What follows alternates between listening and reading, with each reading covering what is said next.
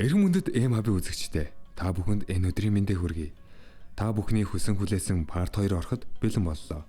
Хэрвээ та part 1-ийг үзэж амжаагүй бол description хэсэгт байх part 1-ийн линкээр орон үзнэ. Ингээд мангалуугаа орцгоё. 1, 2, 3, 4. Hey, hey, hey. I got a condo in Manhattan. Baby girl, what's happening? You and your right to ride it. So gonna get to it. Тэгээд бид өнгөрсөн мөч рүү буцна. Тё рэндомтай нүүрдүүлж түүний чадварыг ил тод оромжилж чи одоо халагдсан. Одоо зүгээр л зайл гэж хүйтнэр хэлдэг. Рэндон шууд эсэргүүцэж гэрээний хугацаа дуусаагүй байна гэж маргах боловч тё огтхон ч эргэлзэлгүй. Ажил олгогч нь өөрөө халсан бол ярилцах зүйл одоо үлдээгүй гэж тас хэлээд өрхөв. Үнэн дээр тё тэр новшийг шууд нүүрэн дээр нь зохихыг хүсэж байлаа. Гэвч одоогийн чадвартаа бүрэн итгэлгүй байсан учраас төвчээд өлдөв. Харин Рэндон тэр одоохондоо халагдаж огт болохгүй. Яагад гэвэл гол зорилгоо хараахан биелүүлээгүй байгаа. Тэр Тёроо аажмаар дөхөж ятгах гэж оролдох яг тэр мөчөд гинэт системийн цонх Тёгийн өмнө гарч ирэв. Рэндонтэй тулдаж ял гисэн даалгавар байлаа. Энэ даалгавар Тёг бүрэн гайхшруулна. Яг тэр агшинд Эвлэн нээвэл гарч ирж байдлыг өөрөөр эргүүлв. Рагнарын аргаар шийдэ. Хүчтэй нь ялдаг нь хууль. Шүүх маргаан хэрэггүй. Зүгээр л сэлмийн тулаа. Ялагч нь бүхнийг шийднэ. Энэ үгийг сонссон Рэндон боломжоо шууд ашиглаж хөөх гайхалтай санаа байна гэж шууд зөвшөөрөв. Тёг хэсэгтээ эргэлзэв. Учир нь тэр өөрийгөө бэлэн биш гэдгийг маш сайн мэдэж байлаа. Гэвч нөхцөл байдал түүнийг шахсаар эцэст нь тэр Рэндонтэй тулгарна. Үзэгчид аль хэдийн шивнэлдэж эхэлжээ. Эн чин сэлэмч зүв барьж чаддаггүй. Өнөөдөр лав тахир дутуу болно. Дунд төвчний сэлэмчнийг ялах уу? Ямар ч боломжгүй хэрэг гэж шоолон инээлдэнэ. Рэндон ёжтой энийгээд одоо өөчлөлт гуйчих. Юу ч болоогүй юм шиг өнгөрөөе. Нэр төрийн төлөө амиад эн чин тавих ямар ч хэрэггүй гэж хэлв. Гэвч Тё бууж өгөлгүй харин ч хүйтэн арцаар уучлалт гуйх ёстой зөвхөн чи гэж тас хэлв. Тэрээр нэмж хэрвээ нэг гартаа сэлэмчин болмооргүй байвал чи халагдсанаа хүлээгээд чимээгүй зайлж үз. Рэндон инээмсэглээд энэ тулаан аль хэдийн түүний гарт орсон гэж бодож байлаа. Тэр бүр дотроо энэ боломжийг ашиглаад Тёг осол болгон устгахаар шийднэ. Тулаан эхлэв. Рэндон зориуд дээрэнгүүгээр багш нь ихний дайралтыг өгье гэж хэлээд Тёроо сэлмээ өргөн шууд дайрав. Үзэгчид шоконд ороход энэ солиотой чинь бүр яаж зохиож мэдэхгүй мөртлөө Рэндон хэд хэдэн хурдан цохилт өгнө. Гэвч Тё бүгдийг нь ямар нэгэн байдлаар хамгаалж чадаад. Харин хөгшин новш довтлогоогоо улам ширүүцгэж Тёг болон шахна. Дотроо тэр аль хэдийн ялалтаа харж байлаа. Эцсийн эцэст Тё бүр доод төвшний сэлэмчин ч биш зүгээр л суралцагч. Жаахан сайжирсан байж магадгүй ч гэхдээ энэ тулаанд хүрэлцэхгүй гэж бүрэн итгэлтэйгээр боддогов. Хэрвээ Тё ядаж хой дөрвөн аратны төвшөнд байсан бол өөр хэрэг. Гэвч түүний бодлоор энэ Рагнарын новш хизээч өөрийг нь дийлэхгүй. Гэтэл бид хэд хоногийн өмнөх үе рүү шилжив. Тё Эвлэнээс асууна. Чи яагаад тэр тулааныг санал болгосон юм? Эвлэн 50 хариулв. Чам туслах гэж. Хэрвээ Рэнднийг зайлуулахыг хүсэж байвал зүгээр халснаар асуудал шийдэгдэхгүй. Тэр ард нь хэнийгэн байгаа гэдэгт итгэлтэй байлаа. Тё энэ үед гайхаж чи яаж мэдсэн юм гэж асуухад Эвлэн тэр чам зааж байсан сэлмийн хэм маяг хитрхи сэжигтэй байсан. Тиймээс тэр нууцаар мөрдүүлсэн байв. Судалгааны үр дүнд бүх мөр Камилийн ордон руу зааж байлаа. Энэ нь Тёд шин зүйл биш. Харин ч тэр бүх зүйл хаан ширээний төлөөх новшийн тэмцлээс үүдэлтэй гэдгийг ойлгож уурсав. Гэхдээ тэр даруй өөрийгөө барьж чи үнэхээр ихийг олж мэджээ гэж хэлв. Тэр үннээ хэлнэ. Одоогийн чадвараараа би Рэнднийг дийлэхгүй. Одоо яах вэ гэж асуув. Эвлэн шууд чи чаднаа гэж хэлээд өөрийгөө дутуу үнэлэхэ боль гэж зөвлөгөө өгөв. Буцаад тулаан руу эргэн ирэхэд Рэндон дахин довтолсоор гэвч Тё бүгдийг нь амархан нийцаана. Энэ байдал Рэнднийг гайхшруулж эхлэв. Энэ нөгөө Тё биш вэ? Тулааны урсгал бүрэн эргэж одоо Рэндон өөрөө шахагдаж эхэлнэ. Үзэгчид хүртэл ялагдлын үнэрийг мэдэрч байлаа. Зарим нь бүр айсандаа шоконд оротхов. Энэ хооронд Эвелин энэ тулааныг хараад үнэхээр бахархаж байв. Яагад гэвэл өнгөрсөн 7 хоногт тэр өөрөө Тёг нууцаар бэлтгэсэн байв. Дүрмээр бол хориотой зүйлч гисэн Рэндон шиг багш байх ирэхгүй хүний эсрэг бол энэ харин ч хамгийн зөв шийдвэр байлаа. Энэ бүхнийг санах Тё дотроо инээмсэглээд Эвелиний өөрийг өрүүлсэн нь үнэхээр зөв шийдвэр байжээ. Гэхдээ нэг асуулт үлдсэн. Чи яагаад надад ингэж тусалж байгаа юм? Эвелин хэсэг бодоод зарим талаар өмнөх явдлаас болсон гэж хэлээд мөн нэг хүн чамайг маш их сонирхож байгаа. Тэр хүн Авестын өмсийг цуглуулах дуртай нэгэн гэж хэлв. Одоо тулаан оргилдоо хүрч байна. Рэндон улам сандарч энэ нов санаатаагаар сул дорой дүр эсгэж байсан юм биш үз гэж бодов. Яг тулааны дунд Тё шууд асуув. Чиний ард хэн байгаа юм? Рэндон уурлан юу яриад байгаа юм гэж хэлэхэд Тё хүйтнэр өөдөөс нь чи санаатаагаар хогийн арга барил зааж байсан биз дээ. Тэрийг чинь би мэднэ. Тэгээд шууд гол руу норж Камилийн ордонтой холбоотой юу гэхэд энэ үг Рэнднийг хэсэг гацтлан цочооно. Түүний реакшн бүхнийг илчлээд орхив. Тё инээмсэглээд дараагийн мөчөд түүний сэлэм анивдсан мэд хөдөлж Рэндний гарыг тас цавчин хаяв. Таслагдсан гар агаар тэргэлдэж үзэгчид шоконд орно. Рэндон орилж өвдөлтөндөө хараал урсгав. Тё 50 алхасаар дөхөж ирээд эцэст нь өөрийгөө үнэхээр хүчтэй болсон гэдгээ мэдэрч байлаа. Тэр өнгөрсөн амьдралд сонсож байсан үгийг нь сануулна. Энэ болж байгаа бүх зүйл чиний буруу. Чи сул дорой болохоор л гэрийн хэн чинь одоо ингэж үхэж байна. Одоо тэр үгийг буцааж өгөх болно. Хамгийн сул дорой чи өөрөө. Рагнерийн хууль хүчтэй амьд үлдэнэ. Чам шиг сул дорой хүн энд байх ёсгүй. Энэ үедээ сүүлчийн цохилтыг хийж сэлэм газарт бун Рэндний толгой газраар өнхрөв. Цус цацарч бүх зүйл дуусав.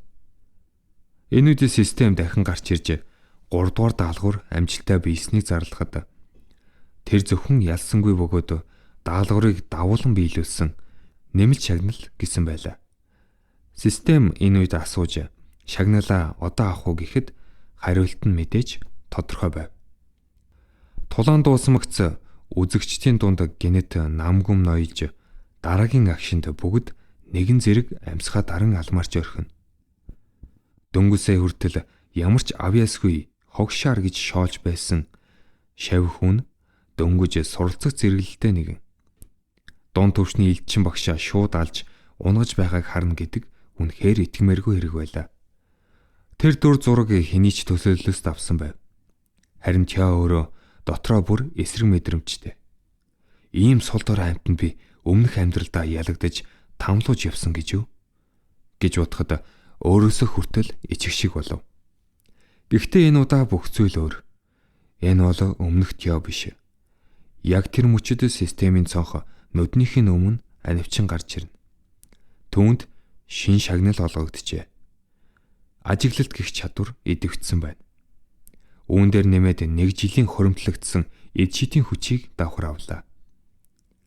Гэтэл Тё энэ бүгдийг бүрэн ойлгож амжаагүй байтал тэнгэрээс нэгэн хүн яг солон мэд хүчтэйгээр газар мөргөн бов. Талбай бүхэлдээ дөргөх шиг болж хүмүүс айдас гайхширл хоёрыг нэгэн зэрэг мэдэрнэ.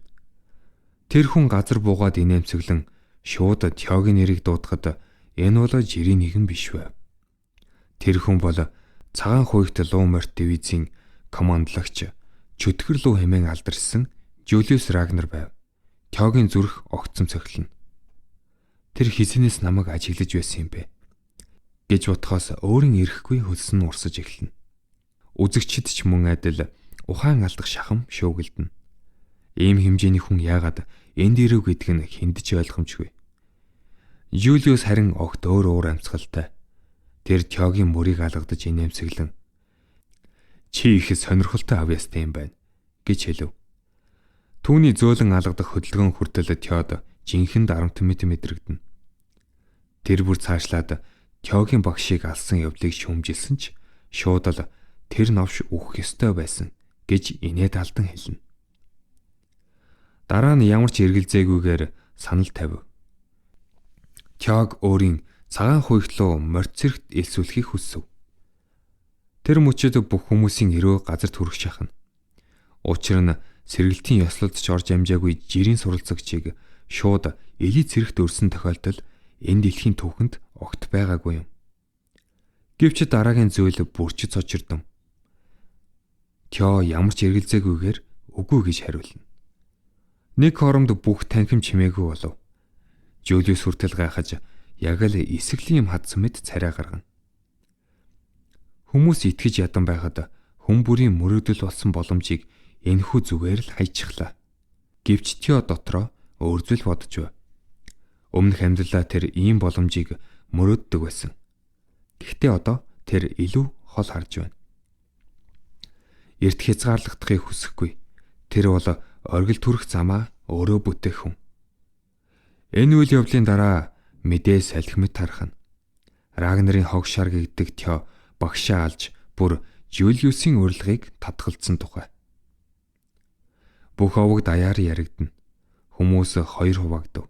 Зарим нь түүнийг дарав гэж үзнэ. Харин зарим нь хэтэрхий бардам гэж бодов. Үүний дараа үйл явдал Кармелия ордонд шилжинэ. Тэнд Рентны үхэлд уурлаж бухимдсан ордны эзэгтэй Амелия Рагнар сууж байв. Гэвч түүний дэргэд байсан тэнгэрийн луу Эд Тровен тайвнаар тэр угаасаа л хэрэггүй гар байсан гэж хэлнэ. Гэвч жинхэнэ асуудал бол өөр зүйл.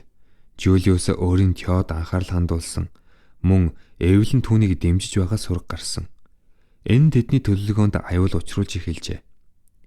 Тэдний зорилго бол тодорхой. Сарна ордныг гартаа оруулахын тулд Тёг сул дорой хэвээр байлгах.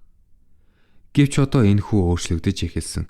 Яг энэ үед Аксион орж ирэн инээмсэглэж "Та нар хитрхи санаа зовж байна. Би өөрөө жаахан тоглоод өгье" гэж хэлв. Түүний нүдэнд аюултай төлөвлөгөө аль хэдийн боловсрч байлаа. Цаг хугацаа өнгөрч бид дахин бэлтгэлийн талбай дээр ирэв.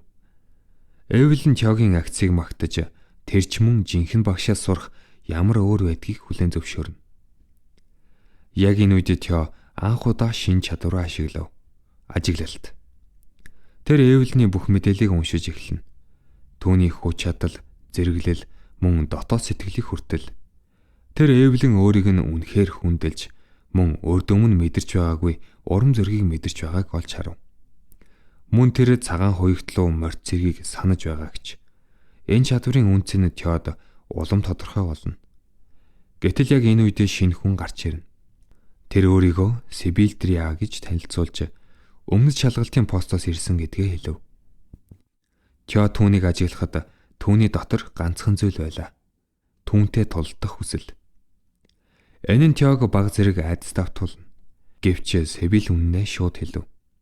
Өмнө тэр ч бас Тёг хогшаар гэж боддог байсан. Гэвч одоо Тёг өөрийн шүтэн болгожээ. Учир нь энэ Тёгийн хөдөлмөр, өсөлт мөн Рентнийг ялсан тэр агшинг өөрийн нүдээр харсан байлаа. Тэр зүгээр нэг зүйл хүсч байв. Өөрийн шүтээтэйгээ илд зөрүүлэхийг. Энэ бүхнийг сонссон Тё анх удаа нэг зүйлийг ойлгоно. Тэр одоо зүгээр нэг доромжлогддог энгийн нэгэн хүү биш болсон. Тэр бол хүмүүсийн анхаарлыг татаж соригдох, дагах, айх шалтгаан болсон хүн болж эхэлжээ. Тё одоо маш сайн ойлгож байлаа. Өөрийг нь дорд үздэг, үл тоодог хүмүүсийн нүдэнд тэр аль хэдийн өөр хүн болсон. Сибилдриагийн шулуун нээлттэй өс Тёд нэг талаар сонин санагдана. Ихэнх хүмүүсийн адилаар далдуур хорон санаа агуулсан биш, харин үнэхээр чин сэтгэлээс хүндэлж байгааг нь ажиглал чадвар нь баталж өгөв. Түүний доторх мэдрэмж, хүндлэл бишрэл, бас тулаан хийх хүсэл бүгд ээлтод харагдаж байлаа. Энэ Тёг баг зэрэг гайхшруулна. Өмнөх амьдралаа тэр хизээж хинэгний шүтэн болж байгаагүй. Харин одоо өөрийг нь Рагнарын тэнэг гэж доромжилж байсан хүмүүсийн дундаас хүртэл дагах хүн гарч ирж байна. Сибил үргэлжлүүлэн ярьсаар тэр өмнө нь өөрийгөө ч бас өмнөд шалгалтын газрын хогшаар гэж дуудулдаг байсан. Бусдад доромжлогдож өөртөө итгэх итгэлгүй болсон нэгэн байжээ. Гэвч Тёг хараад бүх зүйл өөрчлөгдсөн юм. Өглөө бүр хамгийн түрүүнд гарч ирж бусдаас илүү шаргуу бэлтгэл хийдэг тэр дүр зураг дараа нь Ренднийг ялах тэр гайхамшигтай мөч. Энэ бүхэн Сибилийн сэтгэлд гүн сэтгэгдэл үлдээсэн бөгөөд тэр мөчөөс хойш Тё түүний хувьд зүгээр нэг энгийн хүн байхаа болсон юм. Тё Эвлин рүү харж тулаан хийх зөвшөөрлөх хүсгэд шин багш нь дуртаяа зөвшөөрч бүр чадвараа харуулахыг уриалав. Тё элдээ хүндэтгэлийн байрлалд барин өөрийгөө албан ёсоор танилцууллаа. Сарны ордны шав сэлэмчин Тё Рагнар Эвлин нервилийн удирдлагад сэргэлтийн ёслолыг хүлээж буй. Нэг гартаа сэлэмний мастер инээмцэглэн зөвшөөрсөн дохио үзүүлв. Сибил баг зэрэг сандарсан ч өөрийгөө өмнөд хяналтын цэргийн шав сэлэмчин Кураевгийн хурдан сэлэмний урсгалыг өвлсөн гэж танилцууллаа. Тулаан их элмэгц Сибил яг л галзуулсан мэт газар дээрээс тесрэн гарч шуудад давтлаа. Тё ихний давталгааг хааж элднүүд мөргөлдөд оч үсрэн хүчний мөргөлдөн тод мэдрэгдэнэ. Өмнөд хяналтын газрын хогшаар гэгддэг энэ залуу үндэ асар хурдан өөртөө ихтэй нэгэн байлаа. Ганцхан мөргөлдөөнөр Сибил залуу ноёны чадвар жинхэнэ гэдгийг мэдэрч чадсан. Харин Тё дотроо ийм чадвартай хүнийг яагаад хогшаар гэж нэрлэдэг юм бол хэмээн гайхав. Өмнөх амьдралдаа ийм өрсөлдөгчтэй тулгарсан бол хідэн довтлогооч тэсгэд бэрх байх байлаа. Гэвч одоо тэр өөр болсон. Тё довтлогоон шилжиж хүчтэй цохилдоор Сибилийг агаарч хитэн элдийг нь гарнаас нь алдууллаа. Одоогийн Тёд энэ бүхэн бараг хүүхдийн тоглоом мэт санагдана. Сибил цохилтын хүчинд бараг дотор эрэхтнээ боолж их шахан сургалтын талбайн хашлаг руу шидэгдэв. Аз улахад ноцтой гэмтэл аваагүй. Тэр усаж Тёгийн сэлэмний ур чадварыг магтан ялагдлаа шууд хүлээн зөвшөөрөв. Тё ч ялалтад бардамналгүй хүндэтгэлтэйгээр хариу барьж сайн тулаан боллоо хэмээн элдээ өргөн мэдчилв. Элдээ барьсан чигтээ Тё өөрийн тусгалыг ажиглан зогсох зур гинэт нэг санаа төрөв. Өөр дээрээ ажиглалтын чадвараа ашиглаж болох уу? Тэр чадварыг идэвхжүүлэхэд үнэхээр ажиглаж байлаа. Түүний авьяас чадрууд дотор ажиглалт, тоглогч, Рагнар зэрэг одоогоор нэгдсэн болон цаашид нэгдэх олон чадвар харагдана. Тэр одоогоор нэгдүгээр төвчний сэлвчин бөгөөд үзүүлэлтүүд нь тэнцвэртэйж эд шидийн хүч нь 190 гэсэн хэвийн бус өндөр үзүүлэлттэй байлаа. Одоо түүний бүх үзүүлэлтүүд тон хэлбэрээр харагдах болсон нь том давуу тал. Цоожлогдсон чадваруудыг харахад тэр даалгавруудыг үргэлжлүүлэн гүйцэтгэвэл дор хаяж 4 шин чадвар нэх боломжтой байв. Харин өөрийн үзүүлэлтийг хүссэн үедээ шалгах боломжтой болсон нь бүрч том ололт байлаа. Тэр өөрийн өндөр эд шидийн хүчийг өмнөх амьдралын туршлага болон цээжин дэх лууны зүрхтэй холбон ойлгов. Харин нэг зүйл түүнд таалагдсангүй. Түүний азийн үзүүлэлт хасах 49. Энэ нь бараг хараал мэт санагдана. Магадгүй өмнөх амьдралын бүх азгүй явдлууд энэ муу азтай холбоотой байсан байж болох юм. Тиймээс тэр азаа айлуулах хурдан нэмэх арга олох ёстой гэж шийдэв. Тэр тулаандаа төвлөрч байсан тул эргэн тойронд нь олон залуу сэлэмчид цугларсныг анзаараагүй байлаа. Тэд бараг түүнийг тойрон дугуй үсгэн зогсож, зориг нь тодорхойгүй харагдана. Рэндэн ялж хүндтэй жанжны анхаарлыг татсан ийм үр дүнд хүргэнэ гэдгийг тэр ойлгож байв. Рагнар овогт хүчийг шүтдэг тул хүмүүсийн хандлага хоёрхан янз. Атаархах эсвэл бишрэх. Харин энд цугласан хүмүүс бол хоёр дахь төрөл байлаа. Тэд Тёгийн тухай цуу яриа үнэн гэдгийг харж хүндэтгэл илэрхийлж байв. Тё олны дундаас Йод Наалын хэмээх залууг дуудан гаргаж ирлээ. Наалын овгийн 3 дахь хүү өөрийгөө хоёр шатлалтын сэлэмний урсгалд мэрэгсэн гэж танилцууллаа. Тулаан эхлэхэд Тёгийн үндсэн сэлмний ур чадвар аажмаар нэмэгдэж байв. Йод сул өрсөлдөгч биш, хурдан, залтай, гинтийн довтлогоо хийж чаддаг. Гэвч тэр мөчдөд Йод цаг удааширч байгаа мэт санагдаж, илдээ төгсөнцгөр хөдөлгөн довтлогоог няцааж, Йодын илдийг гарнаас нь алдууллаа. Ялагдал тодорхой болов. Йод Тёг хүлээн зөвшөөрөхөд түүний аз нэмэх нэгээр нэмэгдэв. Тё энэ үед ойлгов. Нэр хүнд нь өсөх тусам аз нь нэмэгддэг байлаа. Тэр дараалан Бернат Ромеро, Эрик Морн, Банфред Номферт, Мануэл Нуар, Веро Перанк, Даниэл Ремон нарыг ялж ялалт бүгдээрээ аз нэмэгдүүлсээр байлаа. Гэвч маш олон тулаан хийсэн ч хогновш хочоо арилгах даалгавар өрдөө нэгхвээр агсан түүнийг гайхшруулв. Магадгүй аль хэдийн түүнийг хүлээн зөвшөөрсөн хүмүүсээс илүү одоо хүртэл дорд үздэг хүмүүсийн өмнө өөрийгөө батлах хэрэгтэй байж мэднэ. Яг тэр үед олонний дундаас нэгэн хүн гарч ирж Тёг ядарсан харагдаж байна гэв. Тё одооч тулдаж чадна гэж хариулахад тэр хүн өөрийгөө мөнгөн арслан Ремингтон Нарсио хэмээн танилцуулж тулааныг хүсв. Бүгд гайхширлаа. Тэр бол хойд нутгийн 4 аратны нэг. Тулаан эхлэхэд орчин тэр жигтэй өөрчлөгдөв. Ремингтоны аавра тесрэг мэд хүчтэй болж элднүүд мөргөлдөх бүрд тайз дөргих шиг болно. Тё бүх анхаарлаа төвлөрүүлэн тулдаж оч өсрөх тэр мөч бүрд ялалтад хүрэхийг хичээв. Гэвч эцэст нь түүний элд нь хуурч Ремингтоны элд нь хүзүүнд нь хүрэхийн өмнө зогсов. Хүмүүр Тё ялагдлаа гэж бодсон. Гэтэл Ремингтон өөрөө ялагдлаа гэж зарлав. Тэр Тёгийн элд аль хэдийн илэгдсэн бас олон тулааны дарах ядаргааг харгалзан үдсэн байв. Тё бодит тулаанд ийм зүйл байхгүй гэж хэлсэн ч Ремингтон ойлгосон мэт зөөлөн инээмсэглэл тодруулан гараа сунгав. Цагаан арслан хэмээгдэг тэрээр Рагнарын хогшаар гэж дуудуулж явсан хүүтэй гар барих мөчөд хэний ч төсөөлөөгүй гүн хүндлэл тэдний хооронд үүсч эхэлсэн байлаа. Тэр хоёрын энэ учрал анхандаа савнсруу мэт харагдавч үнэндээ цаашид олон зүйлийг өөрчлөх эхлэл байв. Ремингтон чин сэтгэлээсээ дараагийн удаа илүү таатай нөхцөлд жинхэнэ тулаан хийхийг хүсэж байгаагаа илэрхийлсэн бөгөөд Тёч мөн адил тэр боломжийг тэсэн ядан хүлээж байлаа. Энэ бүхнийг тойрон зогссон хүмүүс гайхширсан нүдээр ажиглана. 4 аратны нэг өөрийн гараар Тёг хүлээн зөвшөөрч байна гэдэг бол хэний ч санаанд багтамгүй зүйл. Тэр мөчөд олон хүн анх удаа бодитоор ойлгож энэ залуу үнэхээр өөр байжээ. Ремингтонтой хийсэн тулааны дараа Тёгийн даалгаврын явц шууд 35% төрөв. Энэ бол асар том өсрэлт. Талбайн захад зогсож байсан Эвелинч санаа амран уртаар амьсгаа авч үүнээс илүү төгсгөл байж чадахгүй гэж дотроо бодов. Тё анх удаа 4 аратны бодит хүчийг Ремингтоны тулаанаас мэдэрч чадсан байлаа. Даалгавруудаар дамжуулан авсан авьяас нууц гарын агуулгууд нь түүнийг өнгөрсөн амьдралынхаас нь хавьгүй хүчтэй болгосон үнэн. Гэхдээ цагаан арслантай сэлмээ тулгах тэр мөчөд л жинхэнэ хүч гэж юу болохыг тэр мэдэрсэн юм. Өөрт нь одоо ч дутуу зүйл маш их байгааг тэр ойлгов.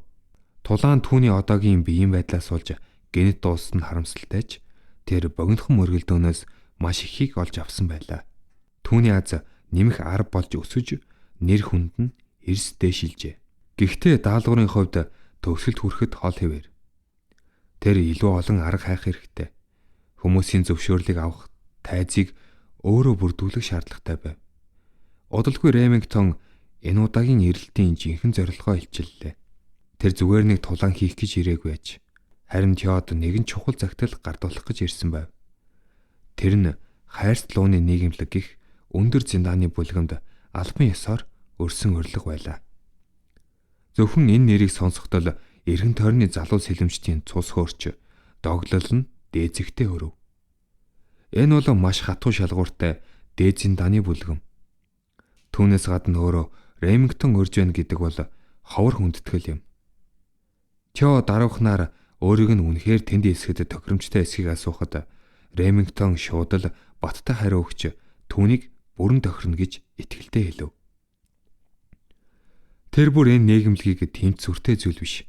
Зүгээр л удахгүй болох сэргэлтийн ёслолыг хүлээж буй үеийнхэн цугладаг газар гэж тайлбарлав.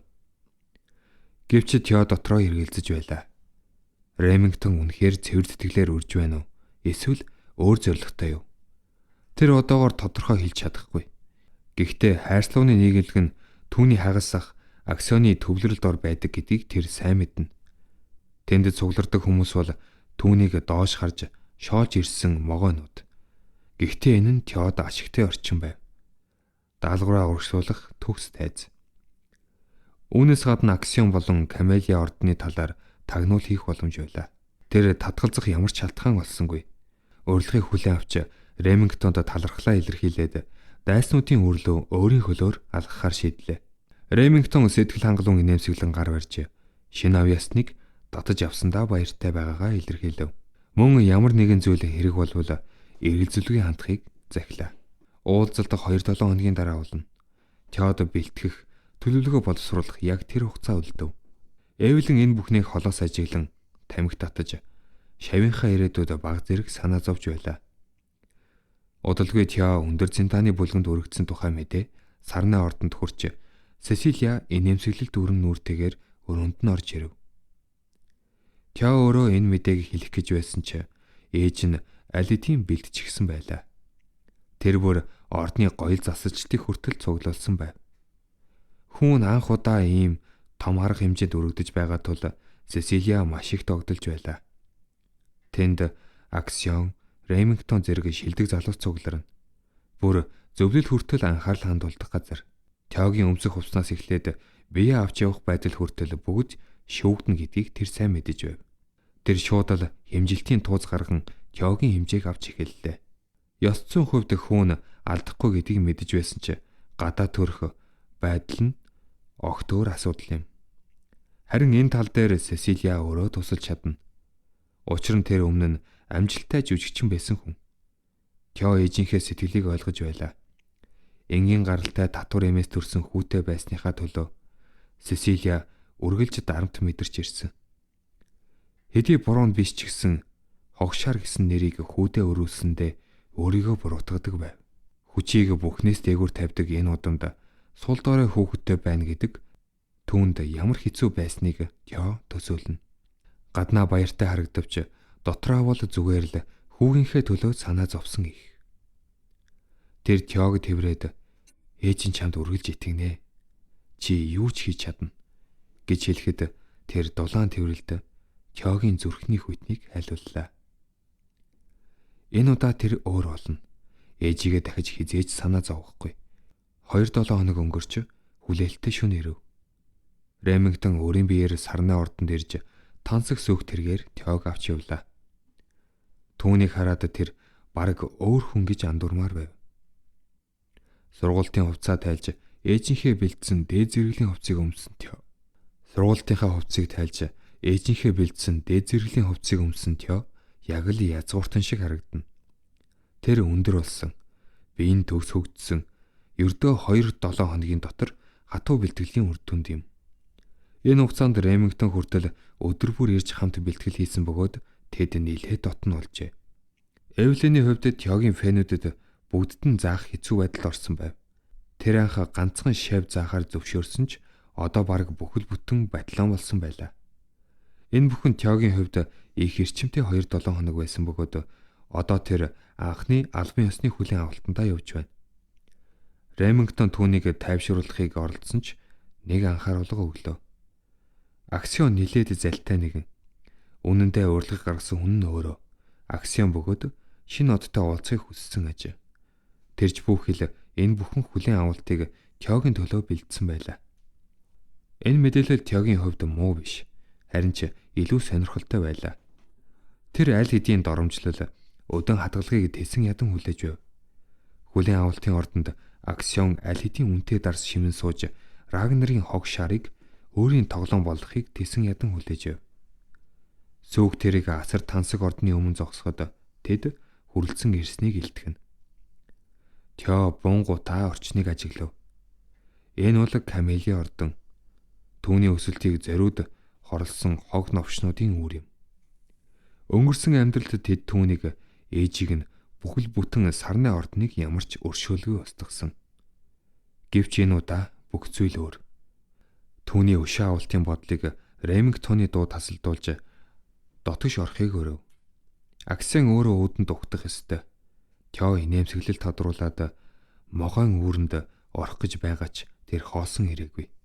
Тэр Аксионд яг хинтээ оролдож байгааг ойлгуулахар шийдсэн байлаа. Тэд ордон руу дөхөж явхад гинэт Тё алхмаа зогсов. Түүний хартанд дээд давхарт гэрэлтэх хөх туяа тусав. Системийн шин даалгаврын дохио. Тэр хэсэгхэн зур анхаарал сарилсан бөгөөд яг тэр мөчөд дээрээс ямар нэгэн зүйл асар хурдтай унаж ирж байгааг анзаарсангүй. Ремингтон түүнийг аврах гэж оролдсон ч оройтсон байлаа. Цагаан утаа тесрэх мэт тархан дэлбэрч бүх орчин бүрхөв. Ремингтон сандарч яаран Тёгийн нэрийг дуудан дөхөж ирэхэд азаар ямар нэгэн ноцтой зүйл болоогүй байлаа. Зүгээр л дээрээс нь шидсэн цагаан цэцгийн нутаг дүүрэн уут түүний дээр тесэрч асгарсан төдий байв. Гэсэн ч Ремингтоны уур шууд буцалж ийм хүүхдийн тоглоом шиг доромжлолд тэссэнгүй. Харин Тё дотроо тайвнаар дүгнээд өмнөх амьдралдаа байсан бол би үүнийг зайлгч чадалгүй ээжийн минь хичнээн хийсэн энэ хувцас шууд сүрэх байсан даа гэж бодно. Эхэндээ тэр Ремингтоны энэ тоглоомонд оролцсон байх гэж сэжиглсэн ч түүний үнэхээр гайхаж уурлаж байгааг хараад тийм биш гэдгийг ойлгов. Ремингтон нөхцөл байдлыг ойлгож ядан ууртайгаар эргэн тойрны ажиглахад Тё харин илүү хүйтэн дүгнэлт хийж байлаа. Ийм тэнэг доогуур арга бодож олно гэдэг дээрээс ажиглаж байгаа тэр бардам язгууртнууд л байж таарна.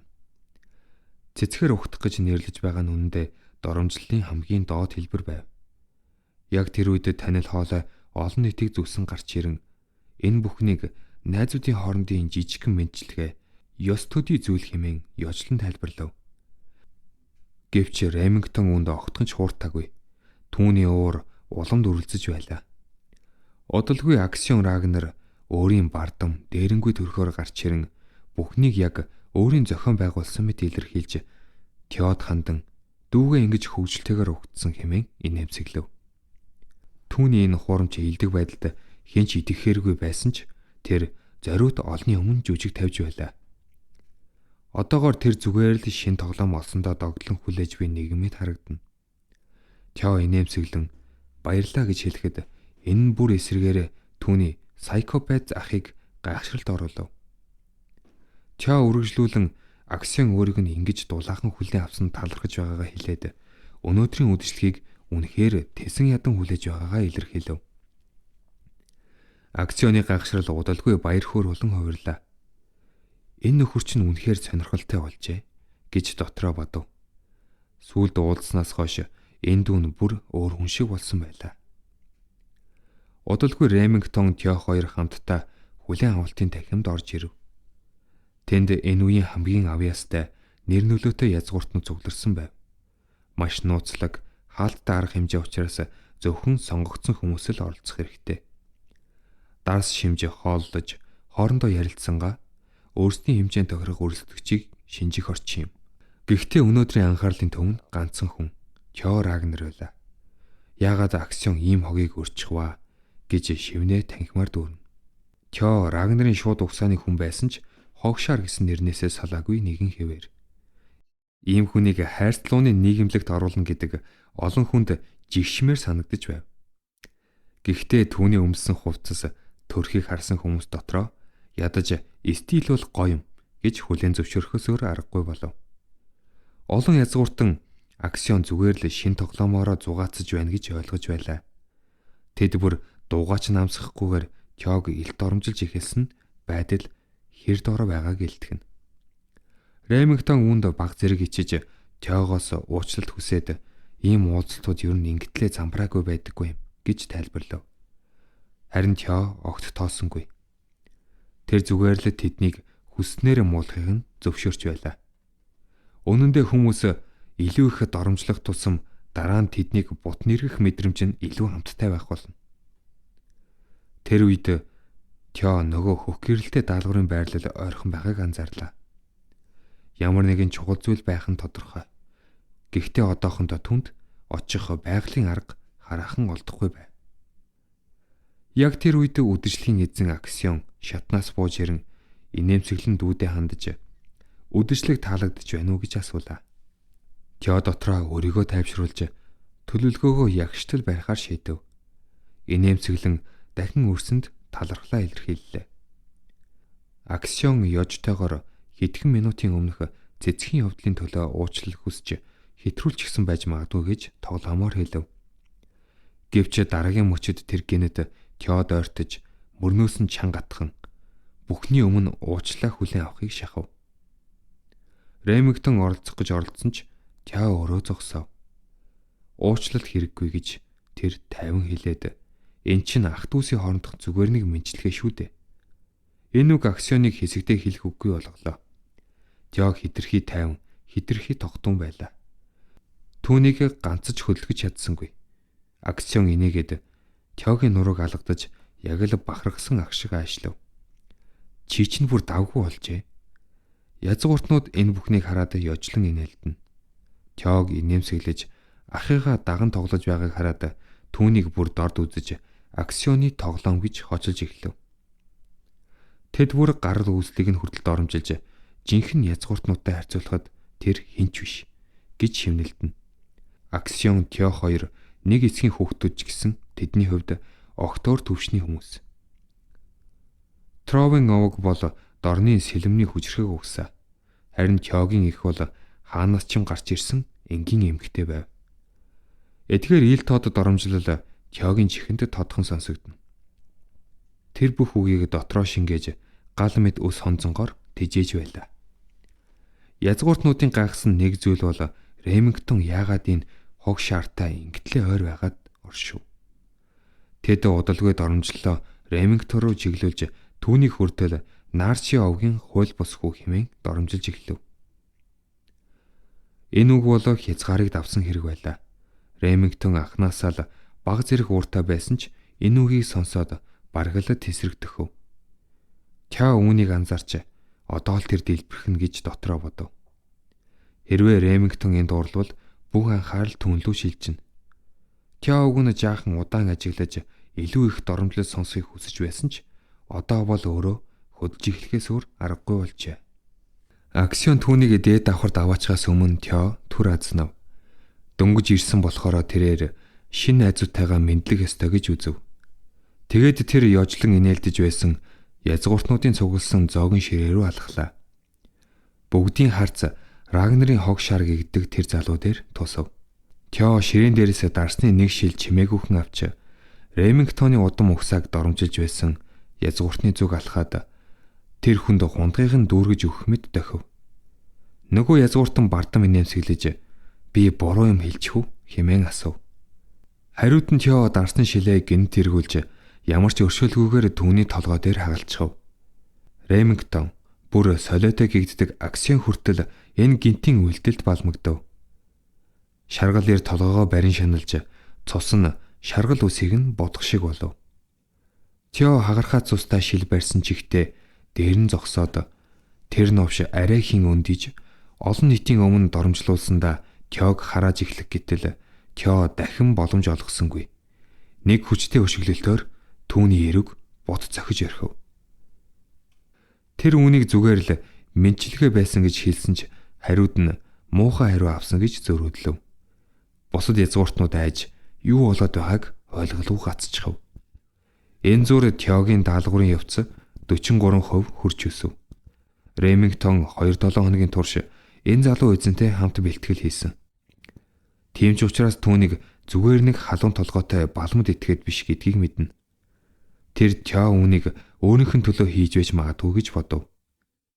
Шаргал ир цусаа асгаруулсаар байхад Тео энэ бол түүний тавтаа морил гэсэн мэндчилгээ гэж тунхаглав.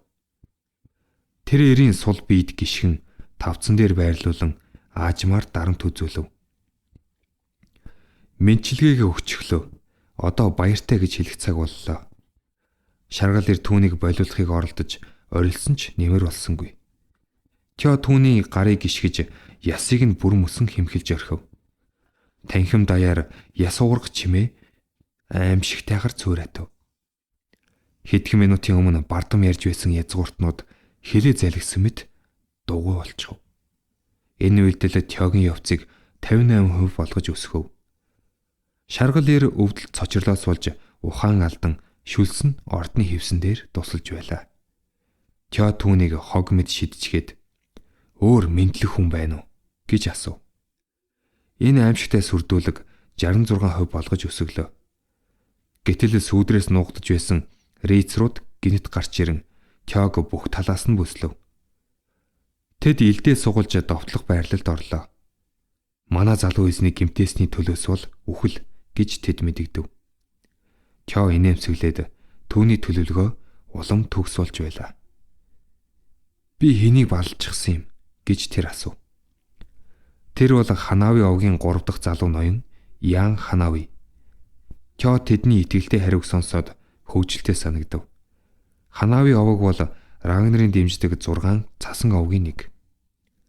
Тэр бие хамгаалагч рицрууд зүгээр хараад суухгүй мэдэж байсан. Рагнарын хог шаарыг үргэлж дорд үздэг байсан юм. Тэгвэл танаа ноёныг жаахан зодчихвол яах вэ гэж Тё асуув. Дараа нь бардам мөнгөөр Рагнарын тугийн дор байдаг нохтууд надаас үхлийг шаардаж зүрхэлж байна уу? Та нар Кайл Рагнарын цусыг занал хийсний хариуцлагыг үрж чадах уу? Энэ үгийг сонсоод рейцруудын гардах хилд сулрав. Уур нь айдсуулж хуурлаа. Тэдний өмнө зогсож буй хүн бол өмнө нь доогддог байсан хог шар биш вэ? Тё бол Рагнарын шууд удам хаан ширээ залгамжлах эрхтэй хүн. Рагнар бол хойд нутгийн эзэн 6 овгийг захирдаг дээд ноён юм. Ийм хүний цуснд халдна гэдэг бол галзуурсан хүний л хийх зүйл. Ийм нүглийн төлөө нэг овгийг устгах нь ч бага шийтгэл тооцогдно. Урд нь Тёд энэ нэр хүнд үйлчлдэггүй байсан. Учир нь түүнийг хэрэггүй удмын нэгэн гэж үздэг байлаа. Харин одоо бол өөр. 4 рейцар аимшигтай алдаа гарснаа ойлгож уучлалт гуйхыг хүсв. Гэвч оройтсон байлаа. Тё аль хэдийн нуугдаж байсан нэгэнд алах тушаал өгсөн байв. Гялсхи хилдний гэрэл нүдгэл болж дараагийн мөчөд 4 толгой агаарт хүрч байлаа. Цус ордны шалыг будаад Тё шуурганы төв мэд тайван зогсно. Түүний тушаалаар хөдөлсөн нууцдаг этгээд нам гүнхэн газардлаа. Тэр бол түүний багш Эвелин нэрвэл байв. Цус урс сар язгууртнууд эцэст нь жинхэнэ аюулыг мэдэрлээ. Энэ бол тоглоом биш. Тёгийн Рагнарын хог шар хочоос ангижрах даалгавар 70% хүрчээ. Акшн зүгээр л хар зогсохоос өөр аргагүй болов. Түүний зоог Тёгийн хүч ноёрхлын тайзуулж хуурсан байлаа. Эвелин шавь харан намайг дагаж байгааг хизээ мэдсэн юм бэ гэж асуув. Тё тайван инээмсэглээд мэдэх нь ойлгомжтой зүйл шүү дээ гэж хариуллаа.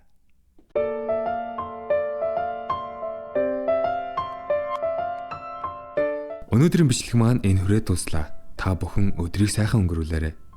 Мөн зав гарган сонссон үзэгч та бүхэндээ маш их баярлалаа. Хэрвээ та дараагийн бичлэгээ хурдан авч үзхийг хүсвэл манай сувгийг дэмжин лайк болон subscribe дараарай.